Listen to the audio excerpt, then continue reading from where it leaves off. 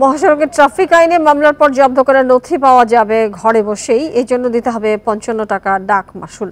সময় লাগবে সর্বোচ্চ ১৫ দিন। এই জন্য সোমবার দুপুরে রাজধানীর উত্তরায় হাইওয়ে পুলিশ এবং ডাক বিভাগের মধ্যে সমঝোতা সই হয়েছে। সংশ্লিষ্টরা বলছেন, ঘরে বসেই নথিপত্র পাওয়ায় যানবাহন মালিক এবং চালকদের ভোগান্তি কমবে। এখন জন্ম সনদ দিয়ে খোলো বিকাশ স্টুডেন্ট অ্যাকাউন্ট। নিজের বিকাশ নিজে কর। লক্ষ্মীপুরের রামগঞ্জ থেকে যাত্রী নিয়ে কক্সবাজারের রামুতে যাচ্ছিল বাসটি। ফিটনেস না থাকায় কুমিল্লার জোড়াগঞ্জে গাড়িটিকে আটক করে হাইওয়ে পুলিশ। মামলার পর জব্দ করা হয় বাসের কাগজপত্র।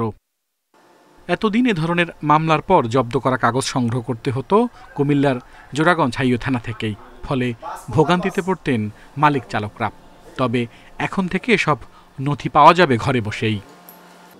হাইওয়ে পুলিশ ও ডাক বিভাগের সমঝোতা অনুযায়ী ৫৫ টাকা ডাক মাশুল দিলে ঘরেই পৌঁছে দেওয়া হবে জব্দ করা কাগজপত্র। আর এতে সময় লাগবে সর্বোচ্চ ১৫ দিন। এটা একটি স্পেশালাইজড সার্ভিস হিসেবে যাবে, নট অর্ডিনারি কোনো সার্ভিস না।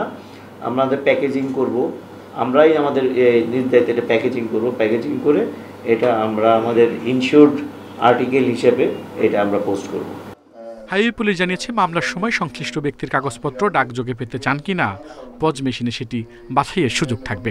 অভিযুক্ত চালক বা মালিক রাজি থাকলে তার ঠিকানায় পাঠানো হবে জব্দ নথি।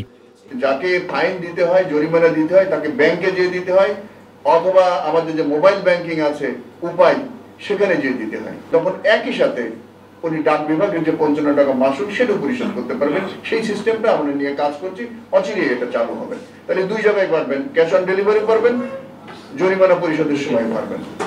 হাইওয়ে পুলিশের তথ্য অনুযায়ী মহাসড়কে ট্রাফিক আইন ভাঙার দায়ে ২০২৩ সালে ২,০৯,০৭টি এবং এই বছরের জুন পর্যন্ত ১,০৩,১৪২টি মামলা হয়েছে।